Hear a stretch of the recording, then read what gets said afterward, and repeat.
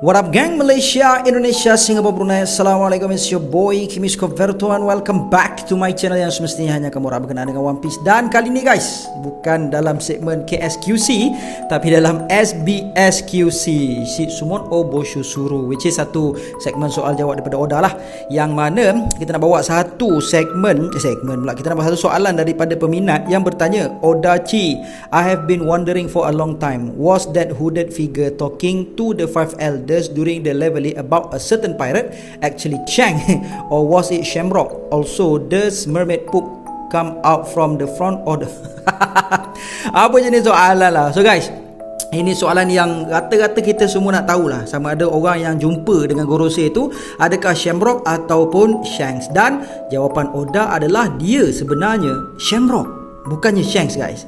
Sebelum ni kalau korang perasan, aku ada buat satu video lah yang mengatakan itu akan menjadi plot hole yang besar, yang mana sebelum ini orang yang menjadi voice actor untuk Shanks adalah Shuichi Ikeda kan, tapi untuk Shamrock orang yang lain, tetapi orang yang menjumpai Gorosei itu dia memakai voice actor daripada Shuichi Ikeda, bermaksud itu confirm lah Shanks kan. Tetapi rupanya dalam SBS Question Corner ni Oda dia telah confirmkan bahawa orang itu bukanlah Shanks, melainkan dia sebenarnya adalah Shamrock guys. Dan yes, katanya aduh, mermaid ni dia kalau dia berak ikut belakang katanya.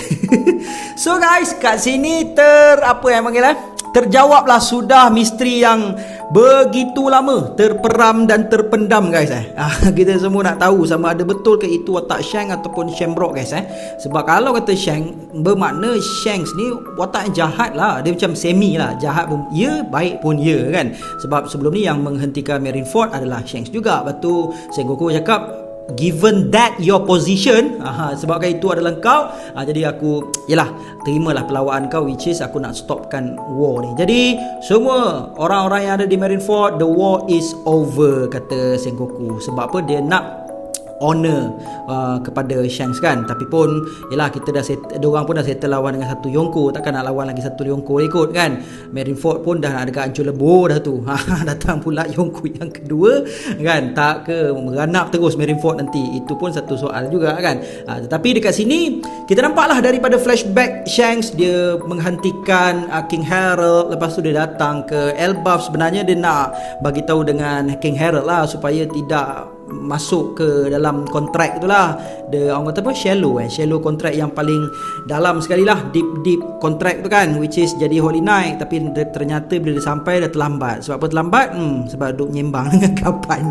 Tapi sebelum tu lagi dia memang dah tak sempat dah dia dah ada tattoo Holy Knight tu kan, menyebabkan dia dah tak boleh nak buat apa dah. Ke mana-mana saja Imu Sama akan tahu niat dia, apa benda semua dia nak buat, semua Imu Sama dah tahu dah kan. Jadi taklah sebabkan dia menyembang dengan gaban. So guys, kat sini ternyatalah orang itu adalah Shamrock so bukan Shanks. So guys, what do you think berkenaan dengan SBS Question Corner ni? Apa huraian lanjut yang korang boleh nampak daripada situasi dekat sini? Please leave your thought di ruangan komen dekat bawah. So I guess that's all lah untuk perkongsian kita pada kali ini. See you guys in the next content, and until then my gang, there is no correct except Allah. Assalamualaikum warahmatullahi